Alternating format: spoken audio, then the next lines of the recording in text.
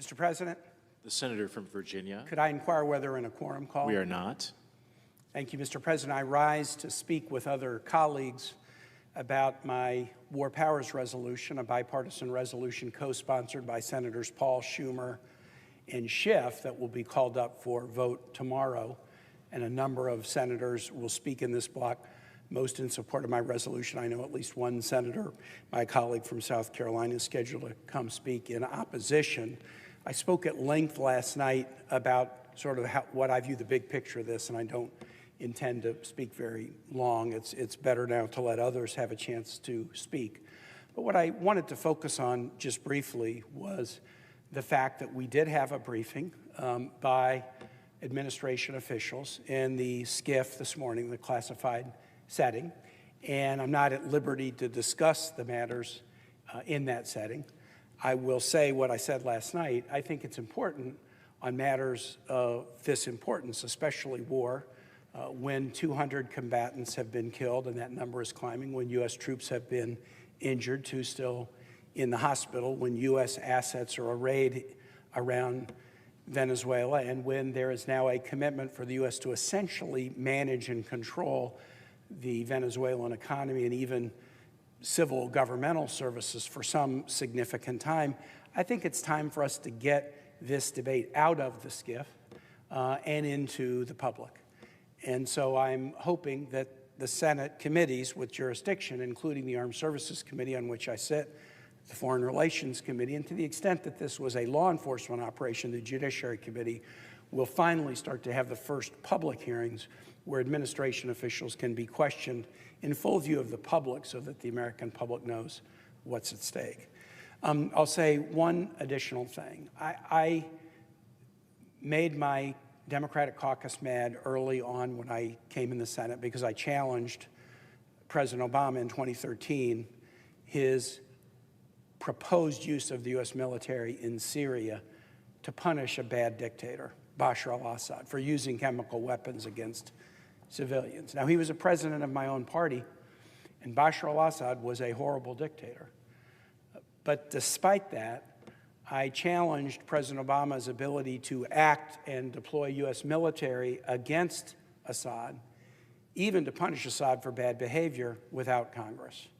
And I remember the first time I really got shouted out in a Democratic caucus meeting, it was standing against President Obama's ability to do that unilaterally without us. And I've tried to maintain that consistent standard under Presidents Obama and then President Trump term 1, President Biden and President Trump term 2. Even in an instance where military action may be a good idea, and I might have voted for use of military action to punish Bashar al-Assad for using chemical weapons, it should not be done on a presidential say-so without a vote of Congress. And so the vote tomorrow on the War Powers resolution is not about whether we like Nicolás Maduro, whether he's a good guy. He's a bad guy. He's a dictator. He's wreaked havoc on Venezuela's economy and on human rights within Venezuela. It's instead whether the United States should engage in military action against Venezuela on a presidential say-so without a vote of Congress. And I believe the Constitution is clear, and I believe the equities in terms of the respect that we owe to our troops if we're going to deploy them gives life to that constitutional provision and really explains why it's there.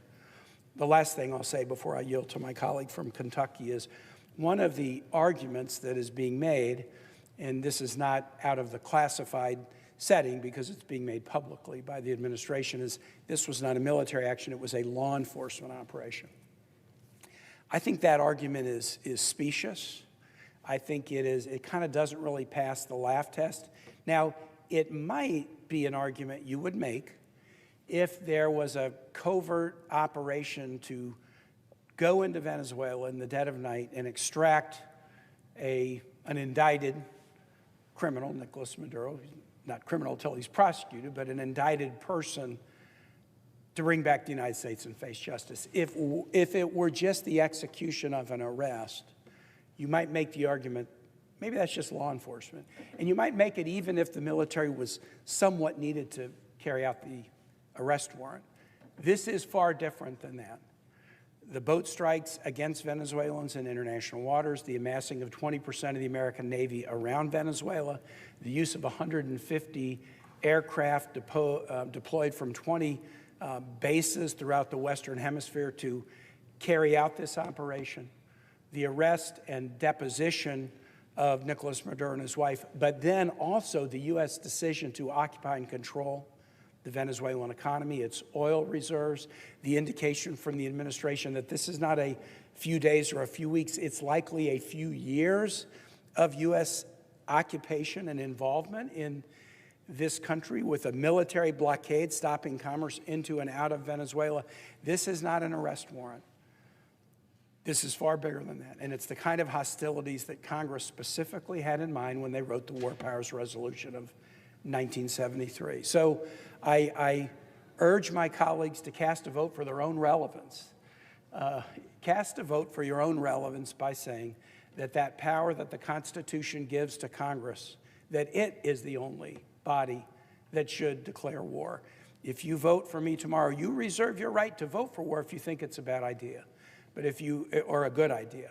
But if you vote for the resolution, all you are voting for is the proposition that the nation should not be in war and with an end run around you, but should only be at war if you've had the opportunity to debate and vote and put your thumbprint on the validity of the mission. And your thumbprint should be necessary if we're going to send our troops in harm's way to potentially be injured or killed. And with that, Mr. President, I yield the floor.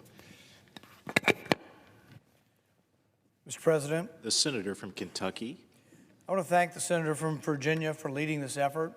There's likely no issue more important that confronts us as a nation, as a people, as a Congress, than whether or not to send our young men and women to war. I take a backseat to no one in my disdain and loathing of state-sponsored socialism. In fact, I wrote a book, The Case Against Socialism, describing the historic link between socialism and state-sponsored violence. I wish the people of Venezuela well and sincerely hope that they will not repeat the mistake of electing socialists that have plagued the nation since the 1970s.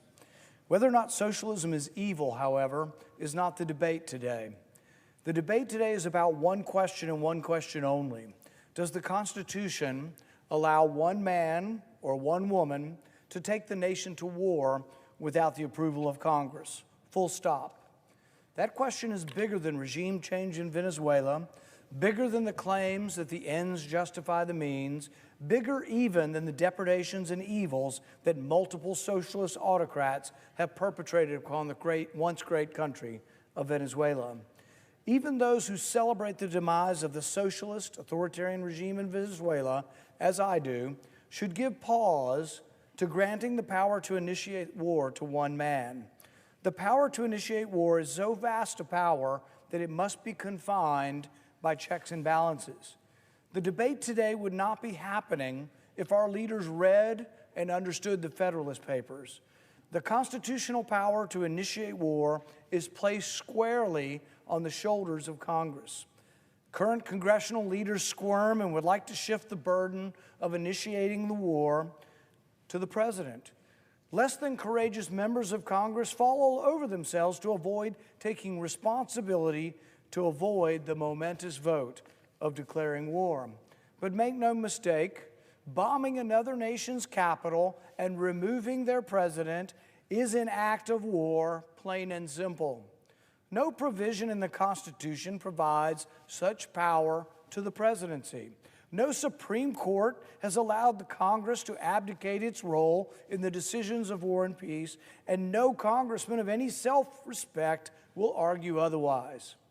Our leaders debated fully whether or not to grant this power to the president, to a man, from Jefferson to Hamilton, the spectrum of our founding fathers. They all agreed with the words that Madison wrote, that the executive is the branch most prone to war.